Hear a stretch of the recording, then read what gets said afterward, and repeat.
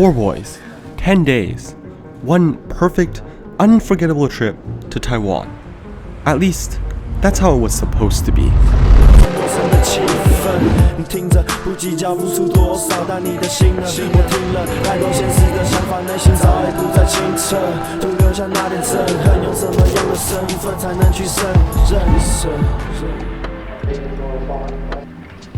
A few months ago, me and a few of my friends had a crazy idea.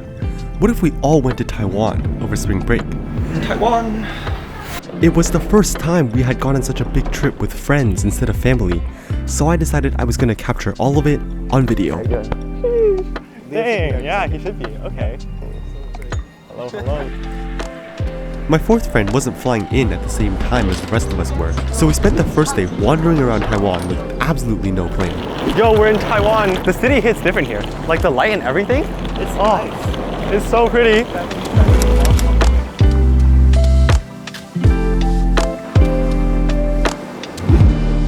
We got some amazing Taiwanese street breakfast. We're trying out some youtiao on the street here. Then, we went to a local park and terrorized some children. We are at a random park we found on Google Maps. After, we hit up a Buddhist temple to ask for food recommendations. I even found a free rent pop-up shop and got stuck in a mimic, all in the space of a few hours. As someone from the suburbs, the sheer density of stuff to do in Taipei astonished me. We met up with my fourth friend in the afternoon, and this is where the first problem starts. For the next few days, I have almost no footage. This camcorder footage from jiufen is about all I have. Because filming things is hard. I have to constantly ask my friends to stop for a sec, or to hold the camera, and I was getting really insecure about it. Honestly, going into the trip, I was already apprehensive about holding up the group for being a nuisance while filming. Whoa, don't die. And even worse, my friends and I were worried that filming was gonna pull us out of the moment. So after the first day, I just stopped. The next few days passed in a blur. After leaving jiufen, we bummed around Taipei for a little bit, visited Taipei 101, and then headed to ALISHAN. I had a great time just frolicking and enjoying the company of my friends. But there's always a little voice in the back of my head telling me, hey, if you don't record this moment, you're gonna regret it. I think I was just stuck on the idea that having a camera out would ruin the moment.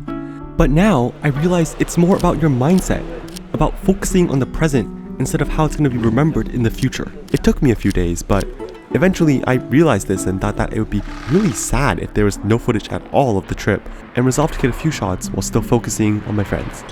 And I'm really glad I did, because even the ride up to ALISHAN was beautiful. Although I did get scolded by the bus driver for getting too close to the front of the bus to get a shot. We got to talking and I was barely able to keep up with my elementary school level Chinese, but I did keep up. The bus also stalled like 3 times, so maybe I shouldn't have been distracting the driver so much. Anyways. We're here at the park entrance. Bus driver yelled at me for taking photos, but you know, he was a chill guy at the end. I was still worried about filming pulling me out of the moment, but maybe it would actually help me make more connections. Oh my god, I'm having my Kung Fu Panda moment right now. There's so many stairs. Like with the bus driver. If I wasn't filming, he probably would never have talked to me. Oh wow. The cherry blossoms here are so pretty. Who even needs to go to Japan? Look at this. Sheesh. ALISHAN was amazing. When I went to Japan, I wasn't able to see the cherry blossoms, so this felt like redemption. We saw this old police station that kinda looked like a school, and as I was walking up the steps, I had this crazy moment. It looked straight up like a scene out of a movie or an anime. Creating images reminiscent of scenes from my favorite media was kind of crazy for me. For years, I've watched and admired the lives of these characters, and now, at least through the viewfinder, I look like I'm living that life. Now, I'm the one there, and I'm the one soaking in the atmosphere. I don't know, it's just kind of like a crazy feeling that I can't really put into words. I didn't really want to leave, but eventually my train was scheduled to arrive, and I had to go, get on the train, to Kaohsiung. We boarded the scenic train that wound its way through ALISHAN, traversing through bamboo forests and abandoned villages. Even though it was really shaky, the vibe in the train was impeccable. Okay, we're at the midpoint of our incredibly long train journey. This train shakes so much, and it's been 2 hours, and we have 2 hours left to go. So, see you guys at the bottom. We were also treated to amazing views of rolling mountains, which we had plenty of time to enjoy because the train actually moved so slowly. This train is literally going like 17 miles an hour. It's so interesting going from high-speed rail at like 200 miles an hour to this. I really felt the speed difference because right after we got off the scenic train in Jiayi, And we're here at Jiayi. we immediately transferred onto Taiwan high-speed rail. We're just gonna be stopping here for like 15 minutes and then it's on to our next destination. This train's vibe was completely different, but the experience was great all the same. We had some snacks and watched the Taiwanese countryside roll by. Seeing the clouds float above the horizon as buildings and farmland whiz by was kinda magical. After cuddling with the boys for a bit, we soon got to our destination, Kaohsiung. And we're here. It was pretty late when we got to Kaohsiung, so we went to go find some food. Okay, we're on our way to find some mian. We found this tiny, hole-in-the-wall place, got the noodles, and were not disappointed. Oh my god, the food's here. It looks so good. After eating, my friends were tired, so they went back to the hotel, but I decided to wander around Kaohsiung a little bit more. Kaohsiung at night is super pretty.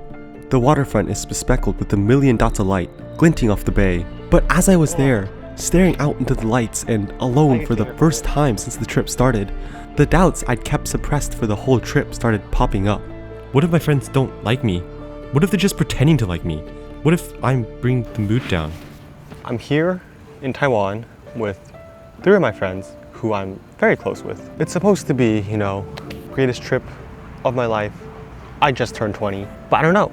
It doesn't feel like the time of my life right now. There's no sense of euphoria, no deep and overflowing well of joy. There are pain points and there's stress. It's just the extent of what it is. Is there some better version of a friendship in your 20s that I could have had if I had a better mindset, if I was wittier, funnier?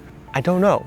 So now I'm here sitting in a park at 11 at night thinking about what could have been. But that's the thing. I could have had what could have been, if only I wasn't so lost in my thoughts. There is a better version of my friendship, one that I would have realized I already had if I could just get out of my own head a little. It seems so obvious now that I was overthinking things, but caught up in the moment, it is incredibly hard to realize that. Hello, welcome to a very windy morning. I'm on my way to a public art installation here in Kaohsiung. I was still processing my thoughts from last night, so I went out alone again. This time to one of the piers in Kaohsiung where they had a public art installation. Yo, that huge Gundam's kind of sick. It has like the whole abandoned warehouse aesthetic behind it too. Sheesh. The more time I spent alone, the more I realized that no, my friends probably don't find me all that annoying. This is like some Pacific Rim type shit over here. That if they're not talking to me in that moment, they haven't suddenly decided to hate me. What is this even supposed to be? No matter where you go in the world, there's always goofy, modernistic art installations like this one, I guess. That all the perceived slights I felt over the trip were just that, perceived and nothing more. It was all in my head. Yo, look, it's Snoopy. Snoopy and Charlie Brown. Compared to Taipei, there's just this modern aesthetic and vibe that's I don't know, I really like it. After exploring the pier alone for a morning and becoming part of an art installation, look at them, screenagers, am I right? I would never. I was really glad to meet back up with my friends. About to get on the bullet train. And we headed back to Taipei for the last 2 days of our trip. We spent most of the rest of the day on the train, but after we got to Taipei, we managed to get a seat at the original Din Tai Fung. And we're in Taipei. We were on the other side of Taiwan just 2 hours ago, which is crazy. We're on our way to find Din Tai Fung. It's only 4 p.m. right now, but I think the line's super stupid long. Oh, this is it. Okay, brilliant. We were really excited to eat there. Okay, we got our reservation. But it low-key tasted the same as the one at home. So I guess you could say Din Tai Fung has great quality control and consistency across all of their locations. We spent the night walking around YongKang Street. The vibe here is really nice. I love how well lit it is. I like the bright sign. There were a lot of other young people there, and there were so many dessert spots. Okay, I'm gonna do some street photography in this area, so I'm gonna put away all the video stuff. If I get any good photos, I'll flash them on the screen right now. And I'll see you guys tomorrow. Okay, today we're in Tamsui. On the last day, we went to Danshui. It's a port city, about an hour's train ride from Taipei. The weather's like so amazing right now. Last time I went there, I was alone, but this time was different. My friends and I got sidetracked by some crane games, Bro, it just let go. I have that on video. saw some street performers play music, All I'm saying is, this music is they're not beating the allegations with this one. and then we went to walk along the waterfront. After having experienced Stanshui both alone and with friends, I can confidently say that the experience with friends is much better. Much less feeling alone in the crowd and much more laughter. Even the snacks we bought tasted better. It started raining, so Okay, the rain's picking up. I think that's my bus over there. we headed back to Taipei. My friends got haircuts, Look at this, new haircut. Yeah. This guy's ashamed of his haircut. and then we found a random night market to get our last dinner in Taiwan at. 红色的是都已经卖完的。哦，对对对对对。 Seeing the people rushing by, the glowing lights and swing lanterns, it was such a romantic scene of a night in Taipei.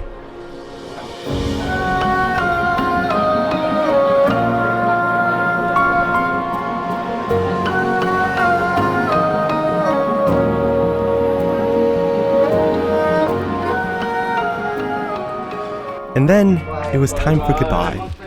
Ending seemed to have a way of crystallizing emotions and showing you how you really feel. We're walking to the station in the rain. Not gonna lie, the rain's kind of a vibe. This is probably the last time we'll be at the station. Because even though I had a lot of worries about the trip and my relationship with my friends, when we were about to leave, I realized that for all the faults I thought I saw, I didn't want to leave. A lot of times it's only when you're about to lose something that you finally realize how good you had it. Look at that. Oh my god. I think it was here when it finally set in that I had it pretty good. Okay, it's time for me to go to the airport. I'm in front of the Taipei main station. I'm about to head onto the train. I guess it's time to wake up from the dream and rejoin the real world. Okay, see you guys in the next video. Bye-bye. Like and subscribe. And hit that notification.